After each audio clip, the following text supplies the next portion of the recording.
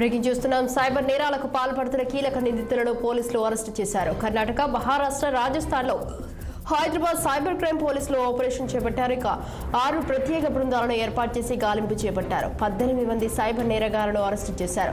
వీరిపై రాష్ట్రంలో 45కు పైగా కేసులు ఉండగా దేశవ్యాప్తంగా 319 కేసులు ఉన్నట్లు పోలీసులు తెలిపారు. నిందితుల నుంచి 5 లక్షల రూపాయల నగదు, 26 సెల్ ఫోన్లు, 16 ఏటీఎం కార్డులను స్వాధీనం చేసుకున్నారు. దేశవ్యాప్తంగా సెక్స్, టార్షన్, కొరియర్ పెట్టుబడి పేరుతో వీరు మోసాలకు పాల్పడ్డారని పోలీసులు వెల్లడించారు. నిందితుల బ్యాంక్ ఖాతాలోని 1.61 కోట్ల నగదును సీజ్ చేశారు. తెలంగాణలో నమోదైన కేసుల్లో బాధితుల నుంచి ఈ కేటుగాళ్లు 6.94 కోట్ల రూపాయలు కాజేసినట్లు పోలీసులు తెలిపారు.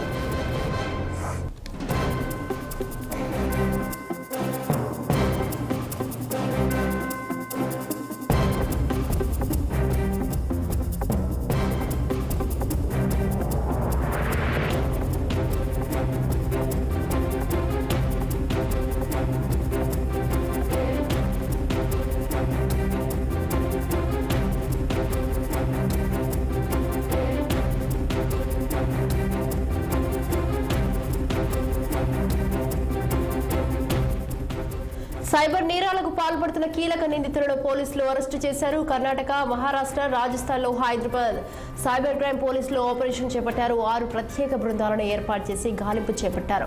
18 మంది సైబర్ నేరగాళ్లను అరెస్టు చేశారు. వీరిపై రాష్ట్రంలో 45కు పైగా కేసులు ఉండగా దేశవ్యాప్తంగా 319 కేసులు ఉన్నట్లు పోలీసులు తెలిపారు. ఇక నిందితుల నుంచి 5 లక్షల రూపాయల నగదు, 26 సెల్ ఫోన్లు, 16 ఏటీఎం కార్డులను స్వాధీనం చేసుకున్నారు. దేశవ్యాప్తంగా సెక్స్, టార్షన్, కొరియర్ పెట్టుబడి పేరుతో వీరు మోసాలకు పాల్పడ్డారని పోలీసులు వెల్లడించారు.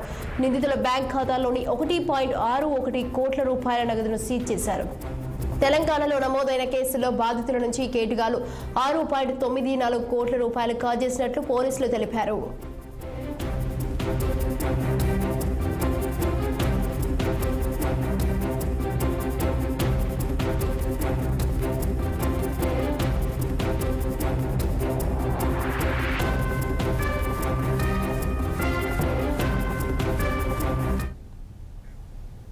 మీడియాతో తెలంగాణ డిప్యూటీ సీఎం భట్టి విక్రమార్క మాట్లాడుతున్నారు. ఇప్పుడు లైవ్ చూద్దాం.